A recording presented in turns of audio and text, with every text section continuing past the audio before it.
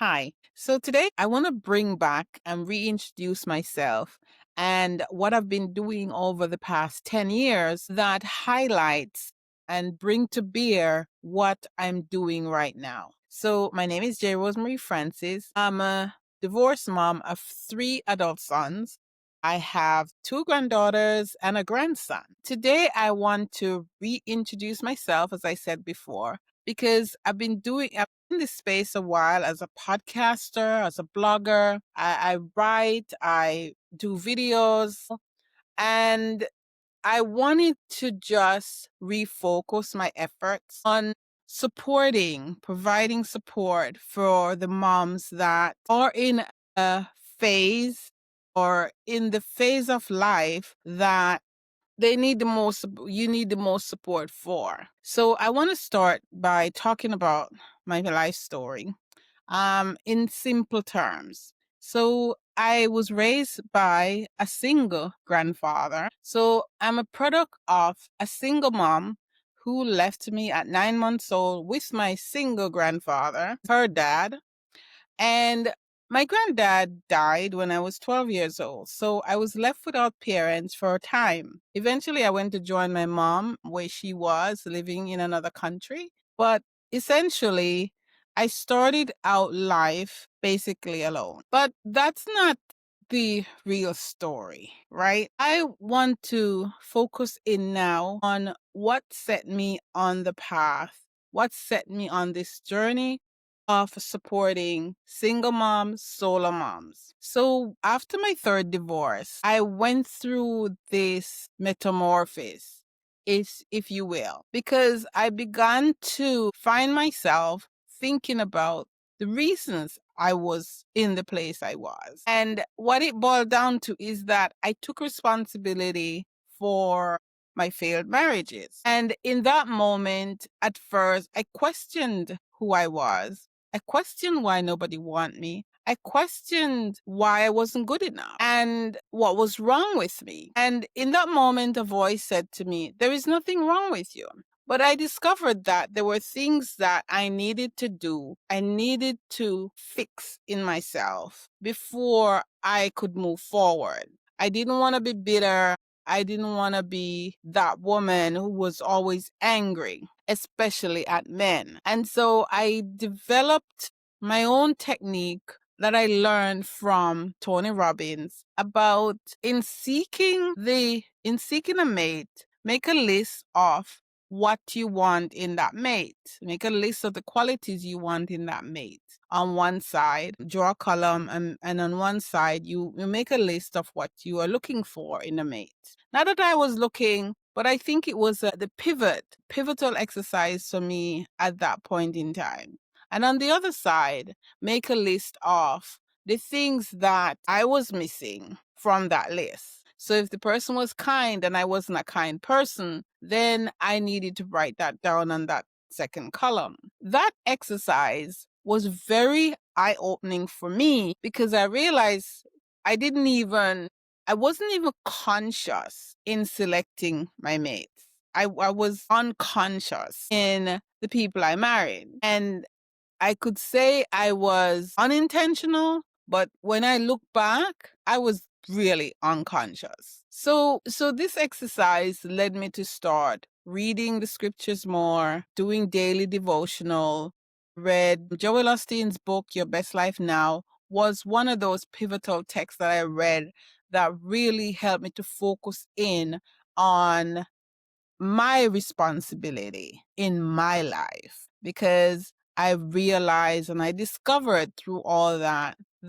I had a lot of baggage that I hadn't really addressed. And most of it is because I hadn't even realized I had that baggage. I had these things at the back of my head that were sitting there. It's like they were part of my psyche, but they weren't acknowledged. They weren't at the forefront. It wasn't until I did all this introspection that I realized all the hurt and the pain that I was trying to hide behind. And so I wanted family. I tried to turn rejection into my own story building on those rejection, building on the abandonment, building on those fears of being left, which was not a foundation to build on at all. And so I sought out, there's a phrase that says, hurt people. But I'd like to put my own phrase on that and said, the people who are hurt look for people who are hurting to pair up with. And that makes for a real stinky soup. For those of you who've ever been in this situation, you understand what I'm talking about. So I was fortunate that I wasn't one of those people who got out of a marriage and hated men or blamed men or, lived in this constant state of always pointing the finger.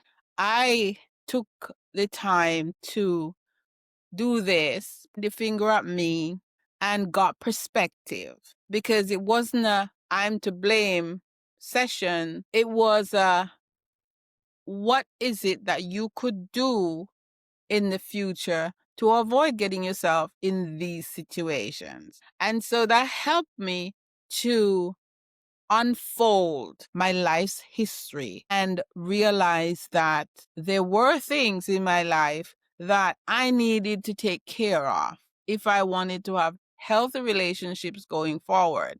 And it wasn't just relationships with a partner, it was relationships with all people who I come in contact with. Now, I want to move on from that stage of life because it developed in a sense that once I got past all that mental and emotional and spiritual stuff, garbage, that once I got through that, then real life was happening, right? And I found myself at a stage where I was really struggling financially. And I was scared out of my wits because I didn't want to be that woman who had her kids living on the street. And this is not no condemnation of anyone, but I didn't want that to happen to me.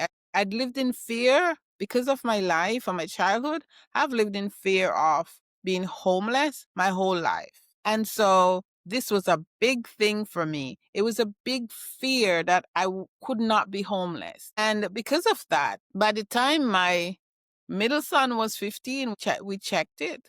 We had moved, no, by the time he was 14, we had moved 15 times. And that was moving to avoid being evicted. And I was at this stage where it was getting to a point where it just was too much. It was nauseous. It was making me nauseous. So what happened was that how I ended up with my two youngest son, parenting alone, divorce, was that I talk about it on my podcast and in my writings that I came down one day with those two young 2 and 4 year old, and my husband at the time had cleaned out our house, took everything, just everything that was left, and just disappeared. And truthfully, it's been 28 years and I haven't seen him. None of us have seen him. So it's one of those things that leaves you reeling, and it did leave me reeling. I can't tell you how much it devastated me because and it was the fact that I was abandoned again, but it was also the fact that I was left to raise children I didn't know how to raise because I needed raising myself. I still needed raising because I have never really been parented. But something miraculous happened a few years later, and it was after this soul searching moment after my third divorce. Being at my wits' end, being desperate, I decided that I needed to leave Atlanta. And so I was searching for ways. At first, I would have gone to Florida. I had family there, the accommodations were there. I'd been there to visit, to check it out. And so that was the plan. But one day, I was thinking about all this, and a friend of mine from my childhood reached out to me and suggested that I'd look for a job in New York. And it was it was the most horrible suggestion he could make because I had no intention of going to New York. I had visited and it wasn't my cup of tea. But I was at that stage where I was desperate. I'm just going to say it. I was desperate. So I had taken, while living in Toronto, I had gone to secretarial school. And I decided that maybe I should try to get a job as an admin, as secretary. So I went online and I applied to this agency, this temp agency that my friend suggested, and applied for a job. And I didn't just apply to that agency, I applied to a second one, just, putting it out there, right? I don't know. I didn't know at the time how I was going to get to New York, let alone, move to New York. But anyway, about 15 minutes after sending my email, I got a phone call from that agency. We got your resume and we'd like you to come in for an interview tomorrow. So this was, I believe, Wednesday. And I said, well, I can't come in tomorrow, but I could come in. No, sorry, this was Tuesday. I can't come in tomorrow, but I could come in on Thursday. Would that work? And she said, oh, yes, fine. We'll see you at 9 a.m. on Thursday morning. So I got off the phone and I kind of stopped and was thinking to myself, what in heaven's name did you do? And I went into my bedroom and kneeled down and prayed to God. I said, God, you see what I just did? I just agreed to go to New York for an interview. How am I going to get to New York? How is this supposed to happen? And after I finished praying, before I even got off my knee, my phone rang again. And I went to answer it. And it was it was this friend of mine who worked for the airline. And the only thing he said was, "What's up?" That was his way of greeting. And I hadn't called him, I hadn't texted him, I hadn't, said anything. But I told him, it was a good friend and, somebody who was acquainted with my situation. And I told him what I was doing. And he just said, okay, here's a number. Call this guy. He owes me one. Tell him to give you a ticket. So I called the guy, told him when I was traveling, and he said, okay, ticket will be waiting for you at the counter. So I ended up going to New York for that interview and another interview, and nothing came of it. I stayed until the Friday with my cousin, and I was getting ready to leave because I had left my children, my youngest son, with my older son, who was, had his own life, but he volunteered to look after my two youngest while I was off interviewing. So this Friday, it was time for me to go. And I said to my cousin,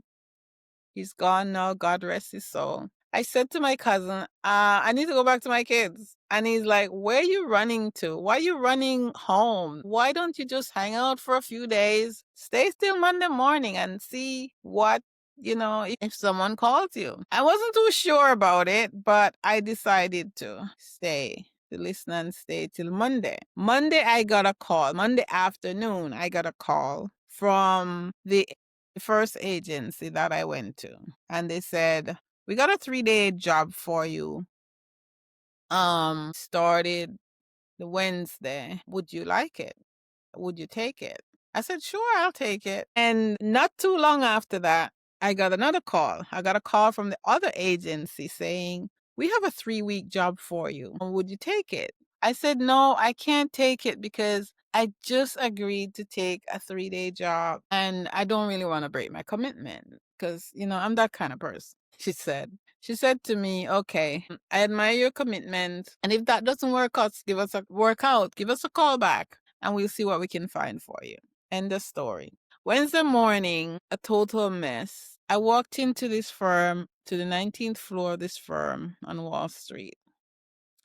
And the person I was going to help out was also a divorced mom from the Caribbean as well. And we hit it off immediately. And I'm going to tell you that felt like serendipity. Yeah. I worked the 3 days. No, I worked that day. And I worked the second day, which was Thursday. And the lady came to me and she said, we'd like to extend you for another 2 weeks. because we like how you work, and can you come back for 2 more weeks? It was then that I had to come clean because I live 900 miles away and I was only on vacation on a 2 day. I only came to have an interview. I didn't even come to work. And I explained to her as best I could. And she said, well, that's okay. Why don't you take tomorrow off and I'll see you on Monday morning? So here I am, 900 miles away from home, a single mom. My kids are left back home, going to school. It's May in Atlanta, so they're in school. And I am contemplating leaving them there and coming and staying in New York and working for 2 weeks. But then it occurred to me that maybe I shouldn't be leaving my kids there. So I called my aunt in New York, in New Jersey, and asked her and told her. Well, first of all, I didn't decide about the kids until later. So I told my aunt that about the job and all of that. She knew I was in New York. And I told her that, I have something for a couple of weeks and could I stay with her when I come back? She said, oh yeah, you could stay. And I needed a backup. So I asked my cousin the same thing and he said, yeah, sure, you could stay. So I got on the plane on Friday and this was all these plane tickets I didn't pay for. Came through my friend's friend. And so, it was all this stuff, one thing after the other, set in place, set in motion. While I was journeying back on the plane, I was thinking about my situation. And it occurred to me that no, I could not leave my kids in Atlanta. This is something I had to do whole. Like I had to move from Atlanta and I had to take my kids with me. So when I got to Atlanta Friday evening, I called my aunt and said, I think maybe what I should do is to bring the boys. So I'm gonna need you to have them with me while I'm there with you. She said, no, that can't happen. She can't have kids in her house. Some other things too, but I am leaving it alone. I called my cousin. He said the same thing. So here I was, Friday evening, with a life-changing decision to make and no support. Like nobody to take up one little thing that I needed taking up.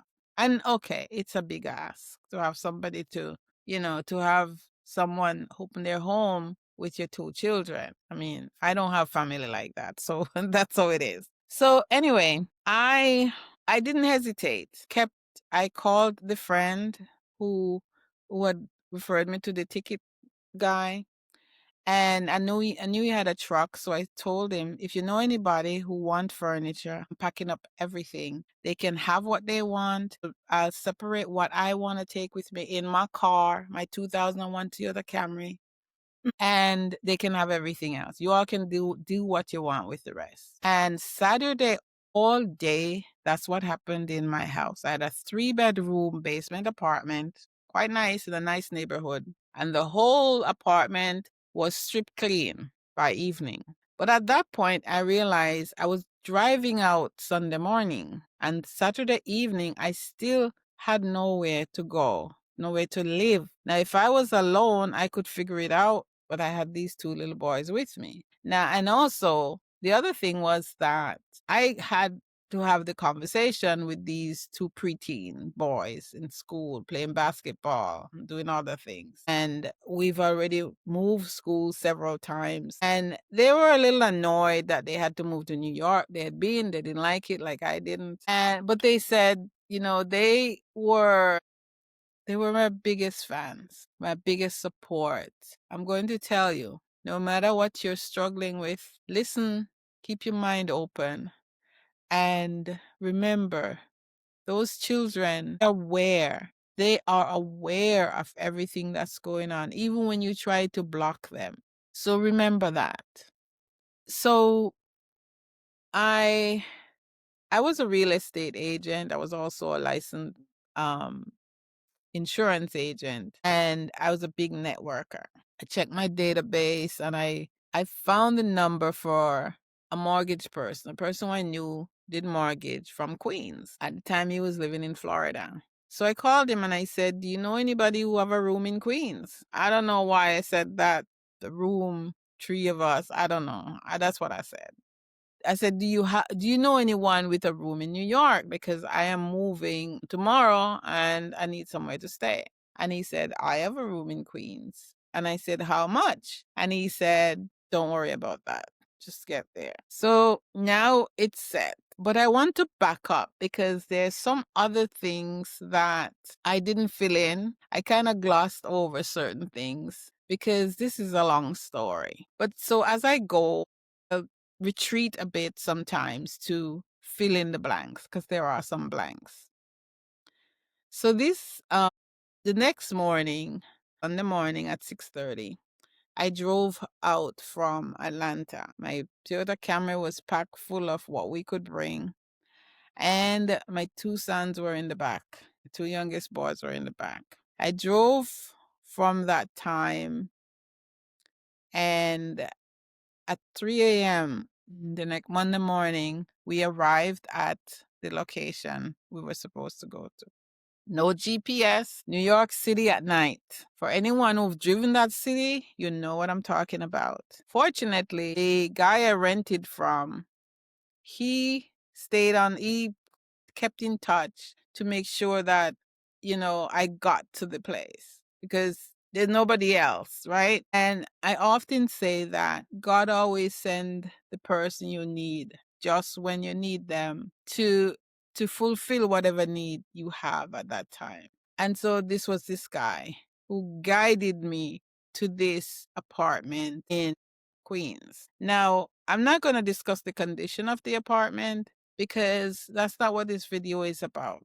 I detail that a lot in the book that I'm writing about my story, about this story especially. So what brought me to talking about all of this and creating this video is, one, to reintroduce myself and to let you see what the journey has been for me, at least part of my journey, and what brought me to this point. So in my writing, I talk about this journey, talk about it on my podcast. But the whole realization of that journey came to be when one morning when I was in church, I was singing and, worshiping, and the choir, the soloist on the choir was singing "I Still Believe," and a feeling overwhelmed me. And because even at that moment in time, I was still struggling. I was struggling with bullying at work. I was struggling with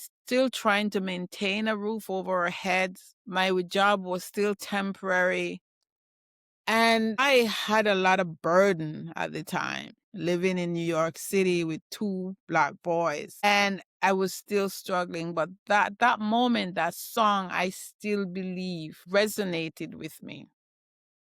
And after worship, I sat down. God forgive me, I was in church, but it just flowed. This story just flowed. It flowed, it flowed. And I wrote, I was writing, I was writing, I was writing, I was writing. And it helped me actualize some feelings and some emotions that I was going through. And the biggest one was fear. And I used that word as the stepping board to a devotional I wrote called Courage to Believe, 21-day devotional for single moms. And what it is, it's a rundown of the emotions we experience as single moms, especially when we're fresh after breakup. Their courage part is the act of actually stepping out, even when you are afraid. Because that's what I did moving from Atlanta, driving from Atlanta. There was a lot of fear. I have had a condition with high blood pressure. And I mean, it is so heart-wrenching when I even thinking about it and thinking that I can't believe that I went through all of that and I'm still here. So this is what this is all about. Me bringing into focus this time of my life, that while writing this devotional, I'm realizing that I'm not the only one going through it. And the fact that I have to take responsibility for what I write. I can't just write words on a page. They have to mean something. They have to not just express my own emotions and or overcame them if I did, but they also have to be a balm to the reader, you, the single mom who will read it. The fact that it's a Christian text is important because there are many of us who claim Christianity, but we are so far removed from its blessings. We're so far removed from grace that it's an abstract thought to be a Christian. But I use this devotional to connect our story to the everlasting story of grace. And I pray that if you decide to read it, that it will bring that solace to you, that light, it will shine in your darkness and help you to realize that you're not alone, that whatever you're going through, you're not alone, but also that there is grace for every need. And also that Lord Jesus Christ understands. He's familiar with your grief. He experienced abandonment and abuse. This is what I want to bring out in this devotion. I ask the Lord each day when I write something, I ask the Lord, please shine your light through these words so the reader's life can be illuminated so they can find their way over and through whatever it is they're experiencing. And so I wanted to go through my background in essence and just talk about a few of the things that has put me in a position to put these words on paper and to create this devotional that I pray will help single moms, divorced mom, widowed mom, our mom still married but lonely, raising children solo. Again, I'm J. Rosemary Francis. Thank you for watching.